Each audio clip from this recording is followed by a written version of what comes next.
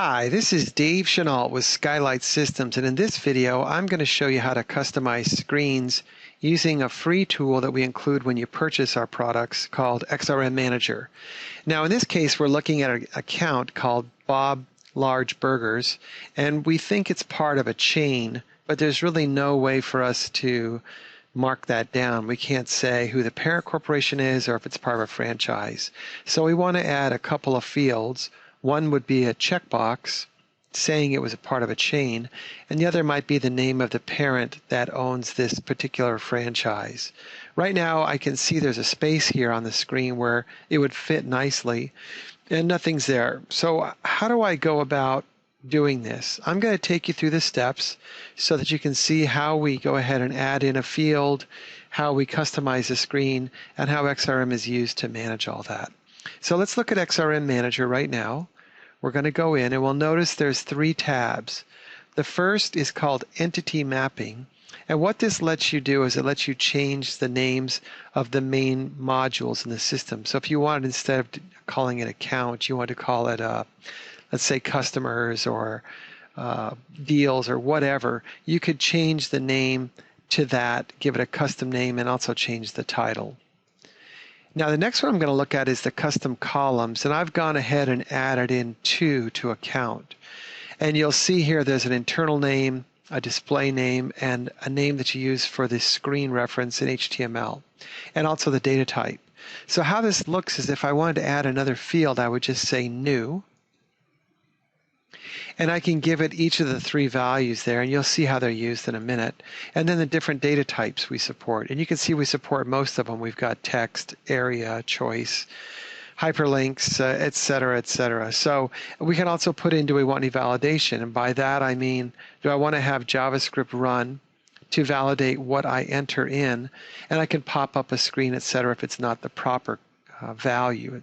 So we also support inline JavaScript as well, so you could also do it there. So you can either put it on the definition of the field with JavaScript here, or I'll show you a little inline JavaScript in a minute. So I've gone ahead and added in this account parent and account chain. One of them is a text box and one of them is a checkbox. Now let's see how we modify the screen to show that.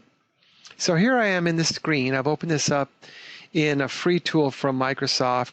It's called Web Express 4. You can download it for free, and it'll show me the layout there on the screen. And if I take a look at, let's just say, one of these fields, I can see the HTML, how it looks.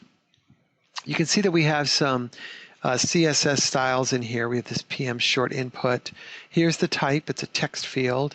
And here's that ID, account underscore facts, and an initial value.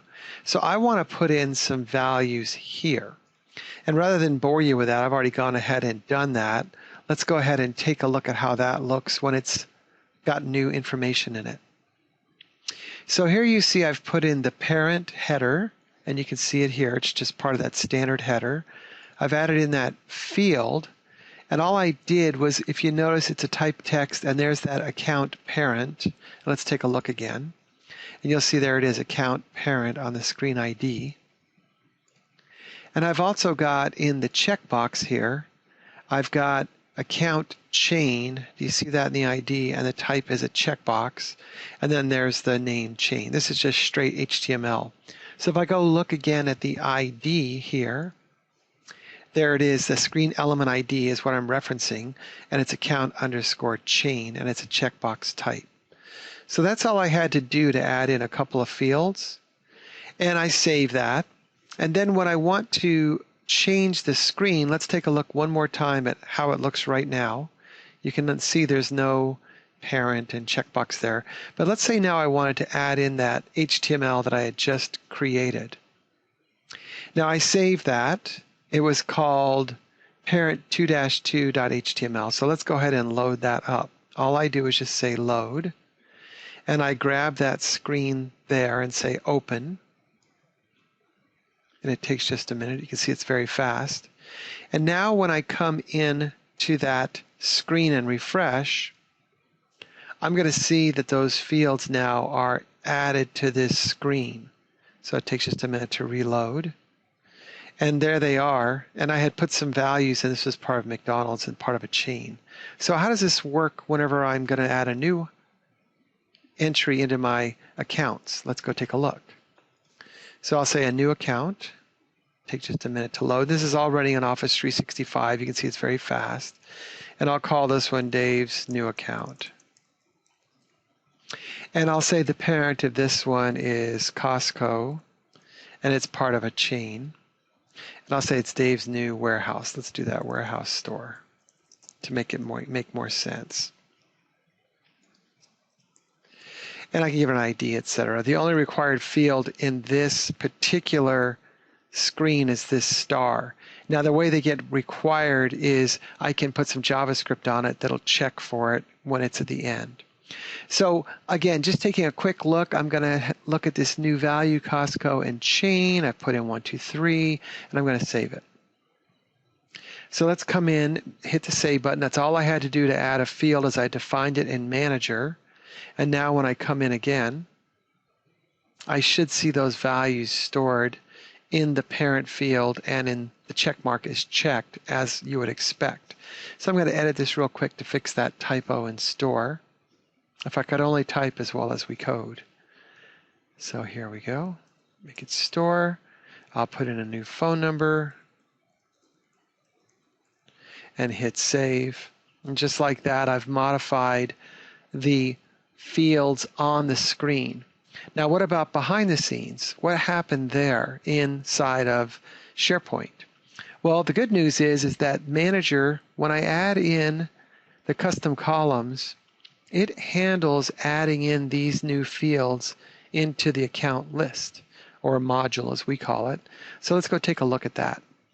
So if I go into my list and I go into my modify view, I'm going to add in the chain and I'm going to add in the parent. Those are the two new fields that I added in with Manager, and I'll say OK. And when I do that, I'm going to see that those fields are indeed added behind the scenes, and the data is all stored in SharePoint. So this is a really important video for you to understand how things are sort of bolted together. The way it all works is that the data is all stored in SharePoint. The data structure is all in SharePoint. But we map all of the screen elements in these HTML screens into the SharePoint data columns for you. So whenever you want to do modifications, all you have to do is you can add in as many fields as you want, and then you can update your HTML. And as I mentioned before, it does support inline JavaScript. So you can do things where you can make sure that things are required. You can add in a lot of different JavaScript onto buttons, things like that. So you can see here, on click, select contact. This is actually a subroutine that it's calling that's all JavaScript based. So once again, I just wanted to show you that we have a really rich support for HTML and JavaScript built into the product, and all the mapping and all the things that happen behind the scenes are done through SideKick XRM Manager, and this is included free at no additional charge with the product. So if you want to do some customization and you know a little HTML and JavaScript, then it's very simple to do. If you need a little help, you can see to add in a field, it just takes us minutes. And oftentimes we'll add a few fields in for our customers at no charge because it's so simple for us to do it.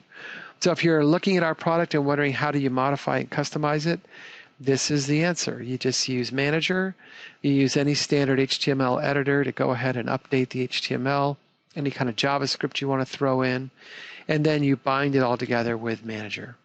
Okay, this is Dave Chenault with Skylight Systems. I hope you found this interesting, and if you have additional questions, you can always reach out to us at info@skylightsystems.com, and that's info at skylightsystems, all one word, .com. Thanks very much for listening.